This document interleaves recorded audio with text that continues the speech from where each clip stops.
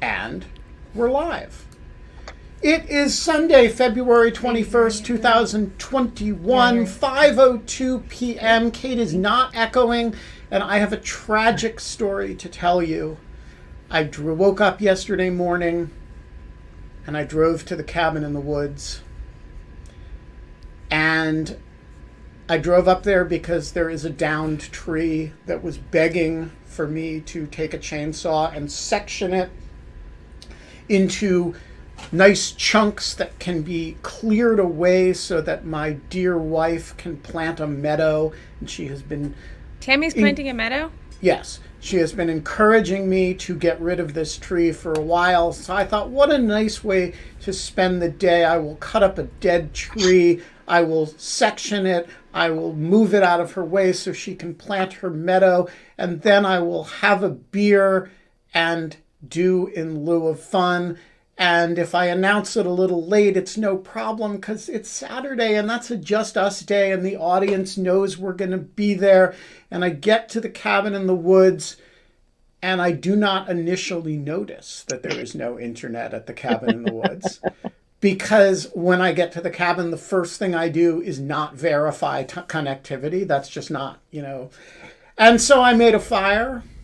And I did a little bit of preparatory work on the chainsaw, which needed a little bit of oiling. You were amped to chainsaw. I was excited about the chainsawing because I'm terrified of my chainsaw. And, the only way I can get over that fear is to get myself excited about it and not think about chainsaws, kicking back and sawing my head in half. And so I try not to think about that, and I'm pumping myself up for the chainsaw. And then I realize that it's 2:00 and I have not yet announced the show. And I pull out my laptop before I go out to cut the tree.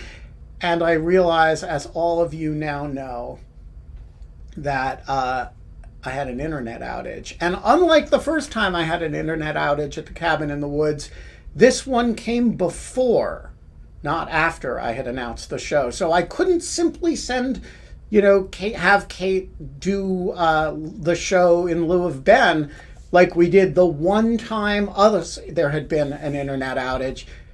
And so I texted with Kate, should we actually take the day off? And we decided to do it. And so yesterday, there was in lieu of fun, but there was not in lieu of fun. And I have to say, I am not especially apologetic about it. I really... I love how you spend 10 minutes apologizing when we're 2 minutes late for the show.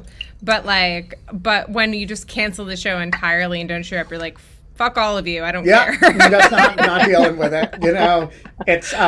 So today, when I drove back, I realized that it was not a Just Us day. It was a mystery guest day, and it was a me mystery guest day. And so I first thought about, well, should I do, what I usually do on mystery guest days, which is text all my friends and see, who's free at 5. And that's what Kate does, too. And should I pretend it's Taylor Swift? And, we always try to pretend it's Taylor Swift. And so I decided, no, this time I am going to poll the audience and ask, and I'm going to get an answer, what sort of person the audience wants to be the mystery guest. And then I'm going to go out and find that person. And I want to say that I think there were a lot of people in the audience who were voting based on the idea that they were supposed to be voting for Taylor Swift, because they asked for a female who had never been on the show before. So that cuts off all, a lot of the women of my acquaintance, who we've, between Kate and I, we've asked on the show. 300 days, yeah. So it's only 320 days that we've done this. And... so this is the hard part, really, who's never been on the show before. And I said, who will talk about, and people chose arts, which is, let's face it, that's my weak spot. I'm good on the law, the politics, the journalism stuff. And then I thought, I've got him. I'm going to invite Deborah Copaken, because Deborah is like a photojournalist, but also a non-photojournalist. She's part artist, part writer, part kind of memoirist, part essayist, and so I sent her a note at 3:45 or something, really right when and she said sure.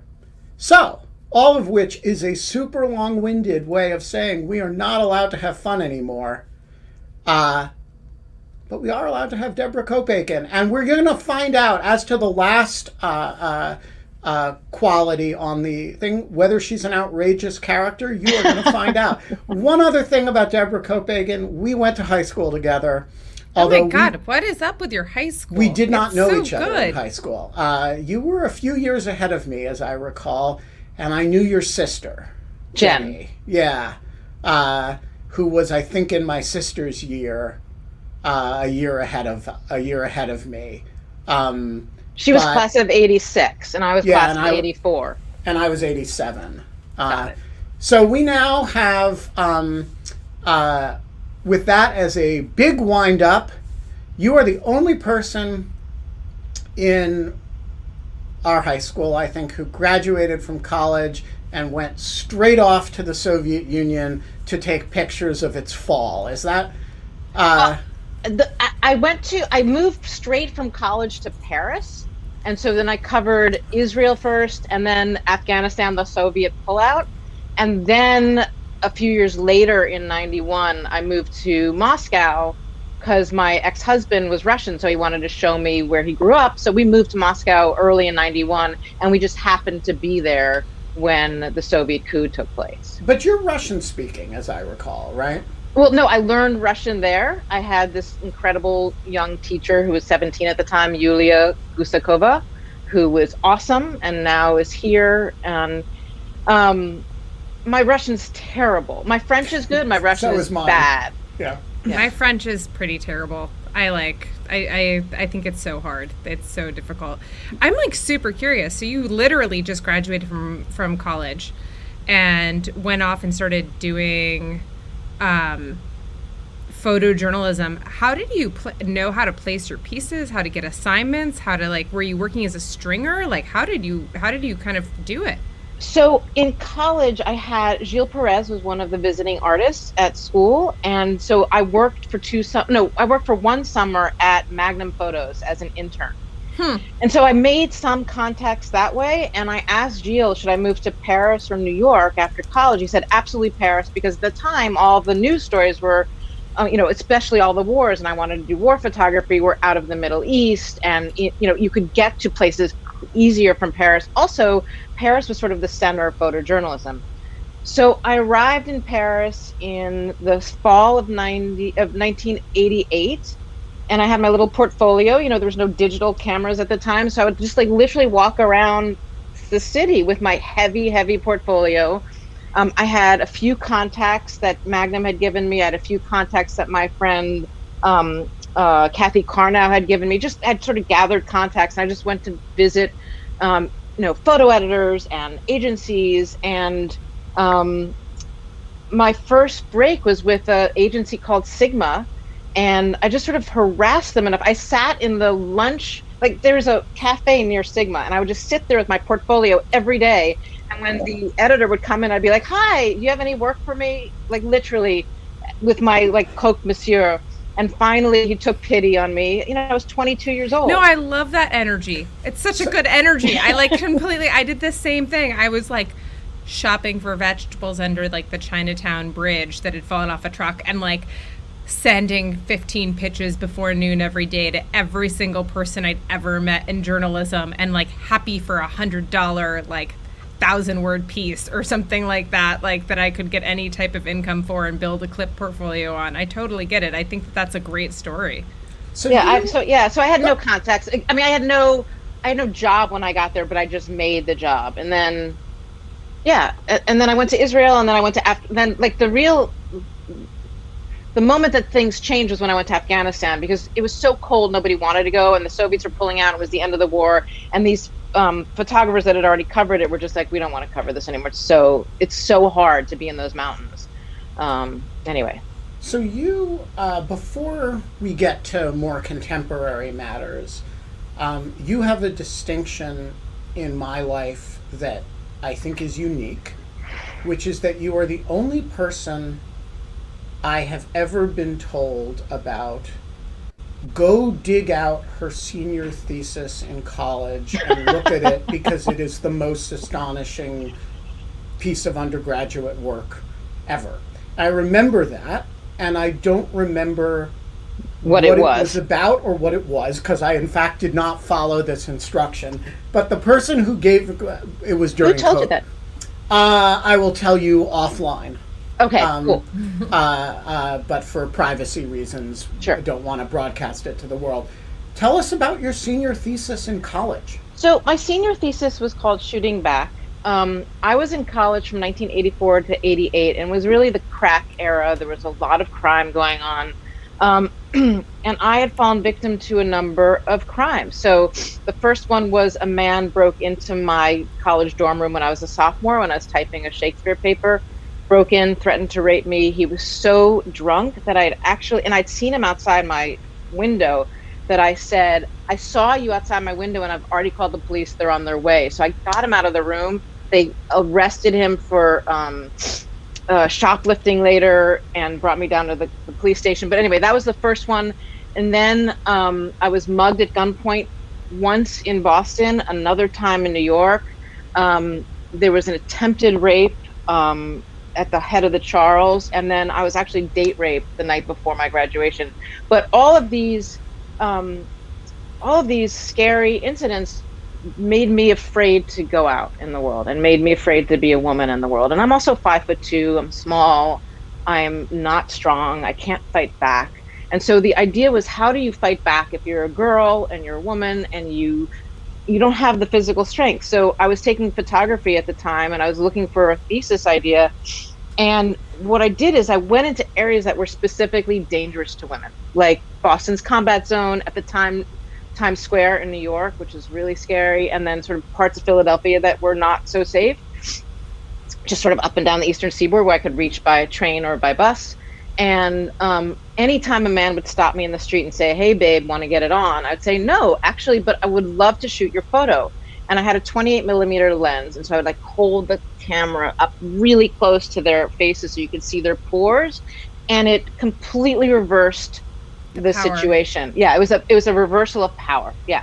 And so it was therapy through art, right? It was a way of gaining back my agency through turning the tide, or turning the situation, so that I became the hunter and they became the prey. Oh my God, actual chills. That's and like how did they react story. to that? You know, it leveled everything. It sort of made it funny, right? What could have been a scary situation became a moment of shared humanity. And that's what really came out of this, is that they came, you know, men back then, it doesn't happen to me anymore because I'm old, but back when I was a 22-year-old woman, you know, I would get stopped all the time. You know, hey baby, hey, you want to fuck? You know, sorry, I shouldn't say that online, but no, you can say fucking whatever you want. Okay, it's fine. They would say horrible things, and then I would say, I don't want to do what you want to do, but I do want to shoot your photo. And then we would have a conversation, and then we would see each other's humanity. And so it just became this really important way of changing a power dynamic. Well, it's such a commentary on men treating women as objects and you treating them as an object back. And that all of a sudden creating a moment of empathy and communication that you wouldn't kind of anticipate. But it's like, it's so simple, but it's so powerful. Like, it's a really like incredible, what an amazing thesis. That is like kind of absolutely astonishing. And to think of that at like 20, 21, 22, like that's crazy. Like, I mean, it's really astonishing. Well, you know, back then we didn't have women's studies, right? They had I think my senior year is the first year they had women's studies. So it's not even like I could study this stuff. So my senior year, I actually did a, what is it called?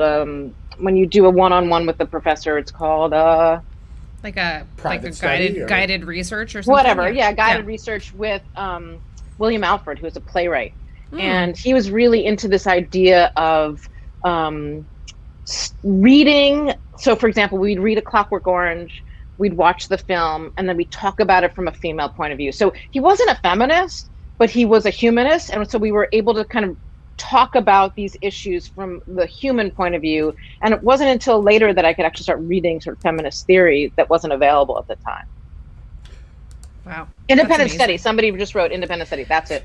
So when did you? So sorry, Ben. If I tell, I don't want to cut you off. Go ahead. I'm so eager to know, like, how coming from that kind of background.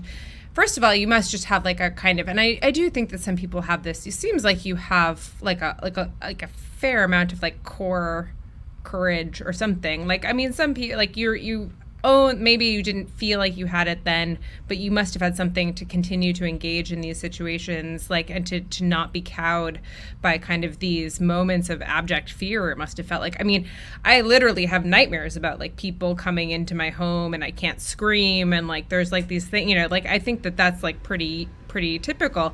But then to go to Afghanistan where you're so cut off from people and so far away, and it's so cold and it's such hard work, and it's maybe like not for naught, like all of the wisest war journalists are like getting out of there, right? And so like, right. What do you know? Like, how did you kind of thread that? I was looking for a way of making a mark, a name at a young age, and so I was trying to find a story that I could do that nobody else really wanted to do. So there was finding an opportunity that others didn't want to do.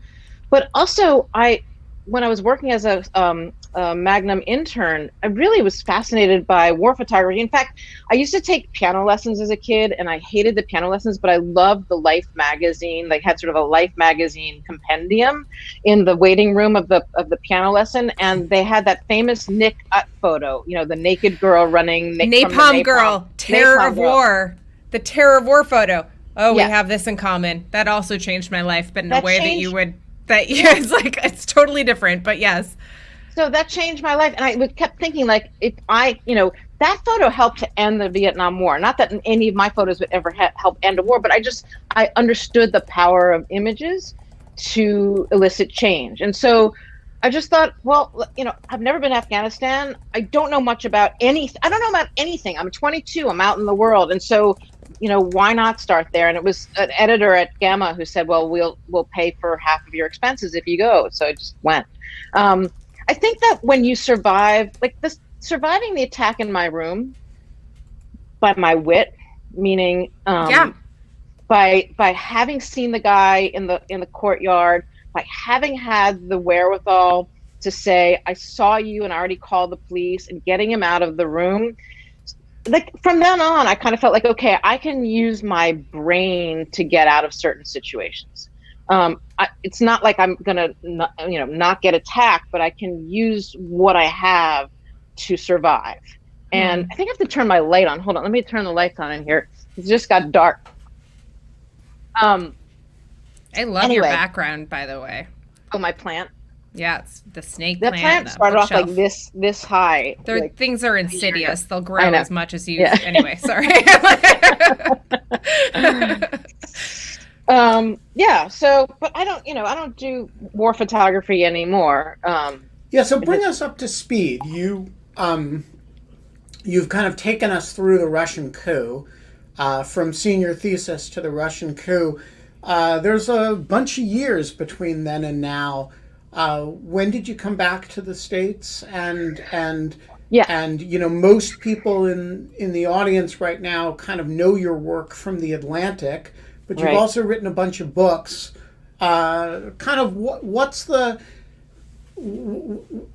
rest of the story? And most importantly, do you fundamentally think of yourself as a journalist or an artist? I can't answer that. I am a journalist on some days and an artist on other days and a photographer on other days and a mother on other days. Self-definition for me is really hard and irrelevant. Yeah, me too. I can't, Same, people same. ask me all the time, what are you?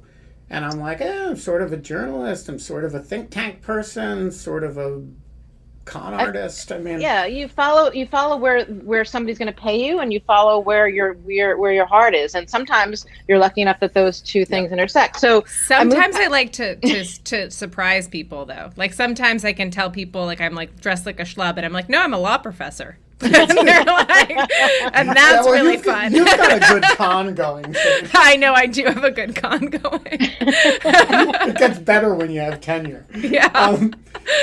So anyway, bring us up to speed. Okay, so I'll bring you up to speed. So I lived and worked in Paris from 1988 to 1992. There was a long period where I lived in Moscow during that time. It was like 8 months in Moscow, pre-coup, during the coup, and after the coup. I moved back to New York with my then boyfriend, who became my husband, in 1992.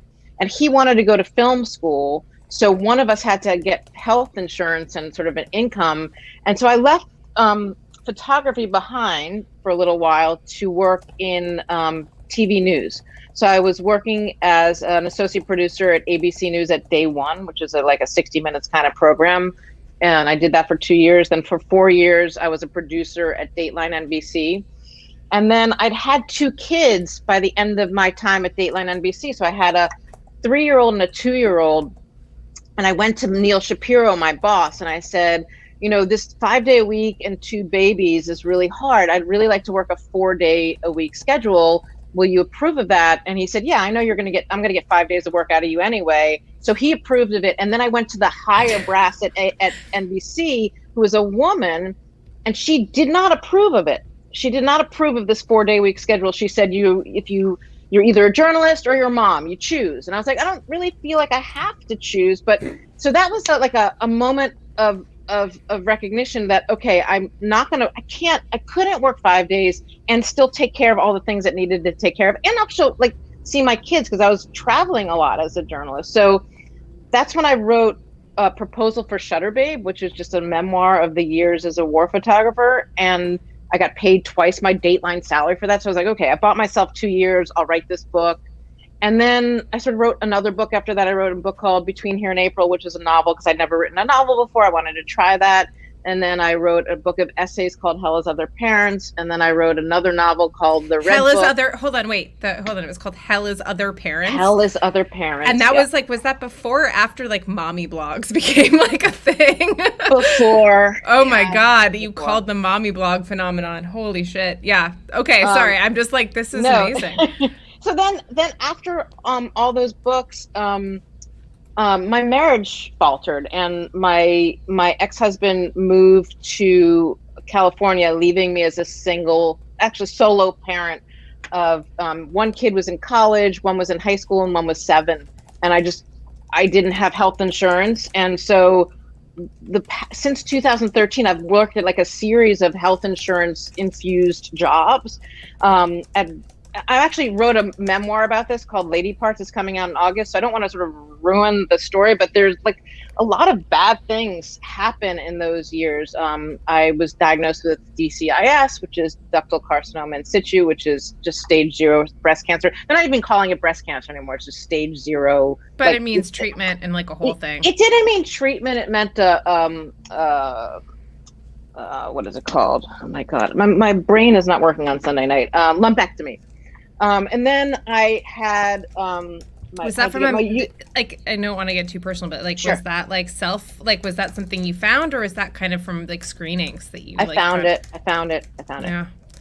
found it. And then I had to get my uterus out before that. And then I had to get my cervix out because they didn't tell me that I needed to get the cervix out when I got the uterus out. Ugh, and then I had something, all of these. They sound awful. This was happening at the right time. And then like after the cervix came out, I had something which is hideous called vaginal cuff dehiscence, which I just was bleeding to death. Like the vaginal canal breaks open. I was bleeding all over the floor. My daughter, who was 20 at the time, found me wandering the apartment, like picking up pieces of myself and putting them into a Tupperware container because I thought these were my internal organs. That's what it looked like. And so I'm like putting these things. It was awful. I wish there was more conversation like this around the sheer physicality of like women's health in this way. I'm like so grateful for what you're saying right now, having gone through something similar at various points, but like nothing this bad, but like wow, this is like so great. This is amazing. I'd never even heard, by the way, I never heard of vaginal cup dehiscence. When they finally gave me the diagnosis, which was the day after emergency surgery, I looked it up and I was trying to find out details about the statistics. Like there are 600,000 hysterectomies a year. So we should know, right? What is the percentage that end up in vaginal cup dehiscence? We don't know. Why? Because there's no national recording of this, and because women's health, nobody cares about women's health. Yeah. And not only, there's just no data. Like often with women's health issues, there's no data. Like if you go get a new knee in your knee, if you want to get a knee replacement, you're getting a male knee. If you want to get a new shoulder, you're getting a male shoulder. There are other things that I learned in the course of writing this book. Like, for example, Viagra was first tested out on women and shown to end period cramps for up to 4 hours without any side effects. But because it also did this other thing for men, they didn't do the follow-up studies for women. And so we have sort of this holy grail of period cramp relief that we're not given any access to because the NIH turned down their proposal twice. Yep. Oh my God, I love this. Is this all in Lady Parts, by the way? Yeah. Oh! And that's coming out when? August 3rd. August 3rd, inshallah. I don't know. I think so. Well, if In Lieu of Fun is still going, In Lieu of Fun will we be would love to have you back on until such time as fun is allowed again, and we hope you will come have a more in-depth conversation with us about that when it's out and available to the public. I want to ask you about the incident that caused us to be back in touch with one another. What was that again? Yeah, I think it made more of an impression on me than it did on you. You wrote a piece about the date rape incident that you described earlier in the context of Brett Kavanaugh. I had either just before or just after that written a piece also for The Atlantic about why I could not support Brett Kavanaugh's nomination, though we had been friends for 20 years. And I wrote you a note asking you whether you were a Bethesda Potomac Copaken from Winston Churchill High School, because I had a vague association with your name, undoubtedly because of your sister. And B, telling you that I had been very moved by the article, as I think about 100,000 other people probably also wrote to you around the same time. I think the article's been shared in the chat half a dozen times, I think, since we started talking. Tell us about the experience of writing that. It was a time when a lot of people were saying a lot of things in the context of the Kavanaugh nomination. Yours was pretty different, and I can't tell you how many people sent that article to me in light of, and I don't remember whether it was before or after I had written my piece about Brett, but the experience of writing that must have been quite different from writing other things that you had written that were less personal. What was it? So, for those of you who don't know the story, I was as traumatized as every woman who's ever been raped watching the Kavanaugh hearings. I mean, it was just a traumatic event for any woman watching them. And my reaction to it, and it was also like right before Yom Kippur, and I'm Jewish, and I just decided that I wanted to, blank this slate, right? I wanted to get this off my chest. And so I wrote my rapist a letter.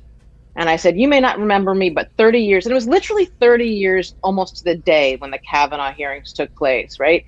So I said, you might not remember this, but 30 years ago you raped me. And I published that that letter on my website in case anyone wants it, because a lot of people have asked me for it, how did you write? And then he immediately wrote back. Sorry, not wrote back. He immediately called me because I left my phone number, and he got on the phone and he said, I am so sorry. I was a blackout drunk. I've been in AA since, and I've said my amends to everybody I needed to say my amends to, but obviously I didn't even realize what had happened between us. Otherwise I would have said I was sorry back then. I blacked out. I said, yeah, you did black out. He passed out in my bed. I couldn't wake him up. I had to sleep on the floor on the night before my graduation while he was snoring in my bed. He'd raped me and fallen asleep in my bed. And then I put on my graduation gown and, walked out. And we had a 20-minute conversation that was very healing. His contrition was real. He said, I have 2 daughters. I can't even imagine if anything like that happened to them. It was an intense conversation. And the next day this is really a weird story, but I had lunch with Catherine Keener, who is an actress who is playing me in a Modern Love adaptation of a piece that I'd written for the New York Times, Modern Love. New York Times Modern Love. I know exactly what you're talking about. Yep. So we were talking about all sorts of things, and I told her about this letter that I'd written my rapist, and she said, you should write about that. I said, I can't. I was working a full-time job at what was then called the World Science Festival. Again, all these jobs that I took for the health insurance. So I was working as a full-time journalist at the World Science Festival. I wanted to go on set that day to sort of see her. But that morning, Trump had tweeted out that horrible tweet where he said something like, well, if Christine Blasey Ford had actually been raped, why didn't she tell her parents, or whatever it was? And I just I read that in the morning, and I woke up and I had to, do my job, and I was just pounding out the article as fast as I could. It came out in 2 hours. I can't believe this. Obviously she didn't tell her parents, because none of us told our parents back then. And that article came out, and it was just, sometimes articles go viral and you sort of hide for 3 days as, Twitter goes crazy, and then you can come back to normal life. This one just kept expanding and expanding and expanding to the point where, people in my family, friends said, I wrote my rapist to this one man who'd been approached by his victim, said, I feel terrible that I raped this young girl when I was growing up. I want to give this giant chunk of money to the cancer that killed your father. So my dad died of pancreatic cancer. So this man who felt so bad gave this huge sum of money to pancreatic cancer research. It became its own thing. It was several weeks of being in contact with women, men who had worried that what they had done was rape, or maybe it wasn't rape. What do you think? And I just had to kind of cycle through it all. It was intense. What was the lesson or combination of lessons that you took away from it? I mean, ultimately was it sounds like it was a good experience writing about it. Yeah. I wish in general, I mean, you guys are both law professors. You I'm work not. In the law. Okay. Well, I'm a fraud. Kate's the real thing. I am a law professor, but I'm a journalist as well. But I just believe that we should be working, especially in cases of date rape on campus. We should be working towards restorative justice rather than what we have right now, which is, and I'm a rape victim, and I'm saying this. I think that restorative justice is the way to go because, back when I was raped, there was no choice. You either went to the police or you didn't. I reported it to the Harvard University Health Services, and they said, well, you can report it to the police, and then you're going to go through a trial. What are you doing after college? I said, well, I'm moving to Paris. So they said, well, that will be put on hold for a year. And I just didn't want to put my life on hold because somebody had hurt me.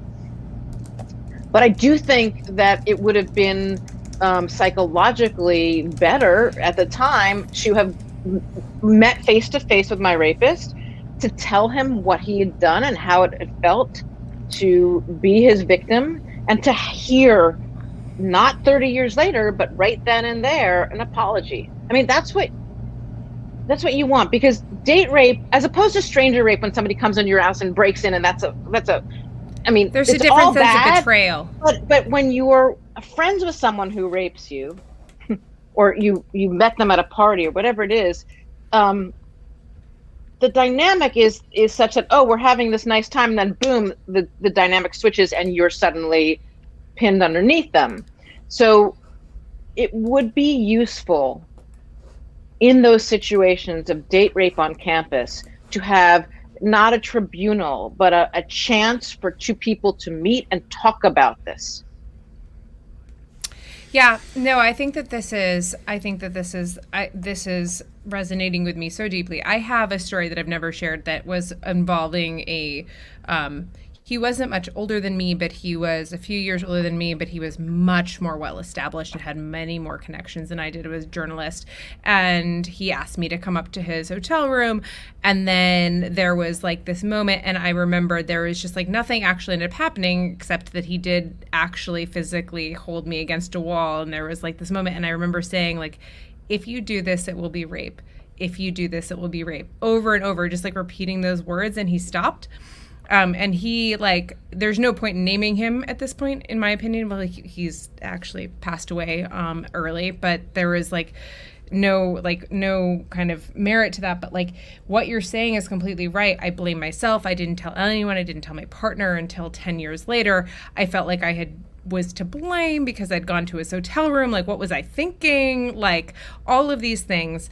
And there is just kind of this amount of like power that you have by showing people empathy, but then also like this tremendous amount of, I just think that there's like a tremendous amount of like, you stop letting them have power over you.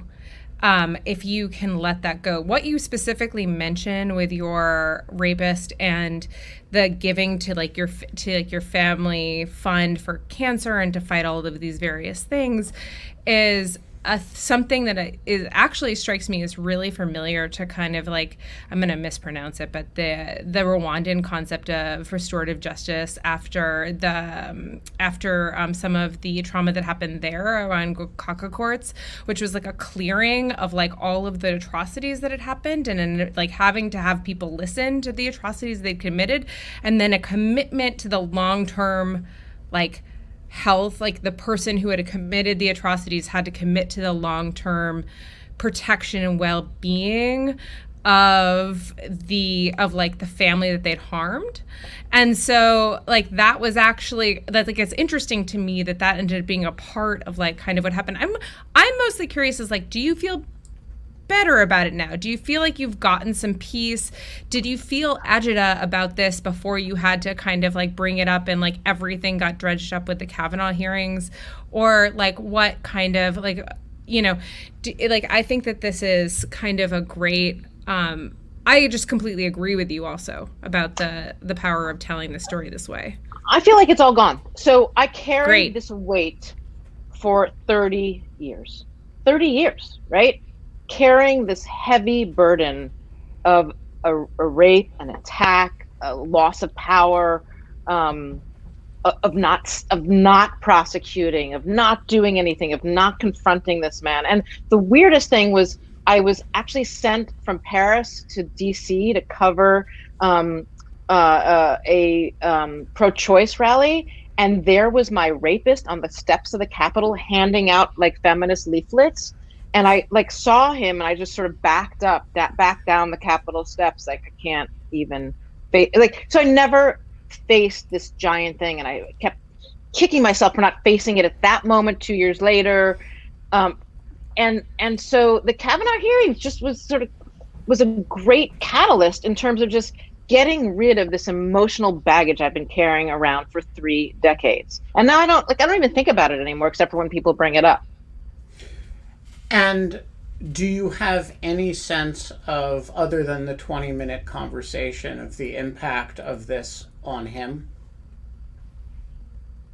He did contact me again to say something along the lines of, look at all the good that has come out of this. So I hope that we can at least step back from all of this and say, look what we've done. I mean, the two of us talking, look what we've done, because hundreds and hundreds of women and men contacted me in the wake of that story, wanting to do their own form of restorative justice, decades after the thing that had happened. And did you take that as aggravating self-justification on his part, or did you take it as sincere? It was sincere. This guy felt really, really bad.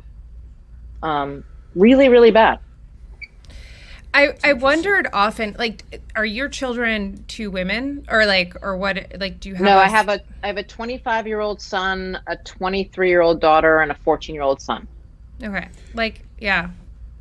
So I have I mean, I cannot imagine a less restorative justice moment than the Kavanaugh hearings for Christine. For God. her, or for all of us, a whole lot of people. I think the reasonable moral that anyone, and I say this as I think the only one of Brett's friends who publicly said I can't support him in light of this. I think I'm the only one.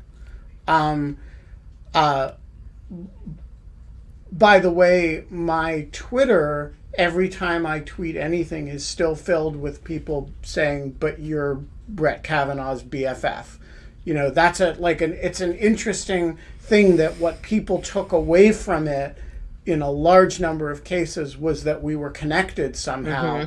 Not, but I would think that the reasonable lesson that somebody would take from that incident was double down, don't attack the victim, but let your friends attack the victim. Right? Like, don't sully yourself with it, but make sure you have a good Lindsey Graham. Make sure you have, a revved up machine of people who will go after the victim for you while you say, sympathetic things that don't include that what she's saying is true. Imagine if he'd used that moment and that stage to say, I don't remember any of this, but if I harmed you, I feel so awful. Right. Imagine. It would have been a moment. It would have been a moment. It would have maybe changed. There would have been I think it would have been a sea change for masculinity in America. I hope so. But But my concern is not about the what if, it's about what happened, right? That the lesson here actually seems to be doubling down on toxicity works. And so you had remember that picture? Just to foot stomp this. Do you remember the picture of him screaming and red faced at the camera? That one, you're a photojournalist. I have literally known Brett well for 20 plus years. And that was a side of him that I had literally never seen a trace of. But it is you want to talk about living more than one life. That this is somebody who is capable of that. I've seen him in many different contexts. I would never have described us as close friends, but I would have described us as, as somebody I knew well, and the idea that he could have a public temper tantrum, a meltdown of rage, completely beyond my imagination. Leave aside the incident that he was, I think, lying about. The self-presentation was so different from anything that I've seen. I just realized based on his demeanor alone that I'd never known him at all. But don't you feel that somebody told him get angry? like, I kind of felt like it was it didn't even seem very real. It seemed a little bit false. I don't care. Yeah. If somebody really? told you get angry for reasons of your public presentation, you would say, go fuck yourself. Yeah, I know. Like, or at least I would. I mean, in the same, yep, completely. I mean, if somebody accused me falsely of a rape or attempted rape, I might be very angry. I would be very angry. The performative anger is a decision. Yeah. And I mean, it's bad. Either way is bad, right? Didn't it strike you, though? To me, it really struck me as what the anger struck me as, and why it was so pointed, was like this fury at like having worked so hard and sacrificed so much for so long to get to this point, and having it all torn asunder by like some one drunken moment and like high school type of thing, like, and that he couldn't remember enough to disprove, and like the anger at that, like, I felt like that's where the anger was coming from, was the sense of entitlement. Yeah. Like, I have lived my whole life to get to this point, and like, you're all fucking it up. Like, that's what I felt the anger was about. Like, not even like the false accusation. Does that make sense? Yeah, it totally makes sense, and I just wish it had gone a different way. I just wish that our country wouldn't celebrate toxic masculinity, but shun it. And we've got to get to a place where men are allowed to be vulnerable, or men are allowed to be seen saying they're sorry, where men can admit fault. Yeah. That's so right. I mean, to be fair, we have to get to a point in society where we're ready to accept fault without piling on, and trying to be graceful about it, and be like, but this is part of retributive justice, right? Or like restorative justice, rather. Yeah. Yeah. Sorry. Opposite of retributive justice. Right. Yeah. Restorative justice, which is like the idea that, you get to a point in which like you are kind of moving towards, you have to have like the compassion to realize that the person might not have realized what they were doing, and that like they didn't understand, and that they're not understanding was their fault, but also like the fault, like society has failed them, like their parents have failed them, all of their role models have failed them. Also, our laws fail them too, right? Yep. For example, I just came up again, I wrote this piece for The Atlantic about being sexually harassed by Ken Kirsten, who was my boss at The Observer. And I was surprised to learn that sexual harassment is not a crime. It's not a crime. You can get fired for it. Not even a little bit. But in other countries, it is, And so what he was arrested for, and Trump pardoned him for, was cyber stalking somebody else. But the fact is, like, when women get sexually harassed, there's no way of going to the police about it, right? There's no way of getting any sort of justice for that. And also, the other thing that's pardon me, fucked up about our sexual harassment rules is that even the civil cause of action is against the employer, not against the individual. And so, you have these times where the sexual harassment might be awful, but because the victim, for perfectly legitimate reasons, isn't interested in generating a workplace confrontation through HR, fears retribution, doesn't raise it, all of a sudden doesn't have a cause of action because the employer didn't do anything. Well, and in my case, I was a freelancer who was being sexually harassed, so there was literally nothing in place for me to do. The Observer had no place for me to complain. I was left hanging. You had absolutely no power to leverage. There was nothing. Zero power. And then when I actually, after Me Too came around, I reported it to the editor that they'd handed me off to. She literally wrote back and said, "I don't think this is any of my business." Lovely. Esther, the floor is yours. Hi, Esther. Hi, sorry, it's Hi, Esther. hard for me to smile. Oh. I'll try to do this. I want to know, do you think I feel like your life has had a semblance of war throughout it, really. And do you consider, I see you as a resilient person based on how you speak and your story. Do you feel your resilience was innate and that your experiences helped that to grow and become stronger within you? Or do you feel that the experiences drew something new out of you? So I think it's hard to do, it's like a chicken egg question, right? And I do believe I had an amazing father. I had just a great father who had 4 daughters and just was awesome. He died young, but while I had him, he was constantly telling me, you can do anything and don't let the bastards get you down. And, just brush yourself right back up and get back up and do things. I also had the great luck of having an amazing female mentor in Nora Ephron. So Nora contacted me after Shutter Babe came out, and we became lunch buddies until she died. So it was 2001 to 2012, I guess she died. How cool is that? Yeah, no, she was amazing. In fact, when she first called, I was like, I thought it was my friend joking. I thought it was my friend Meg pretending to be Nora.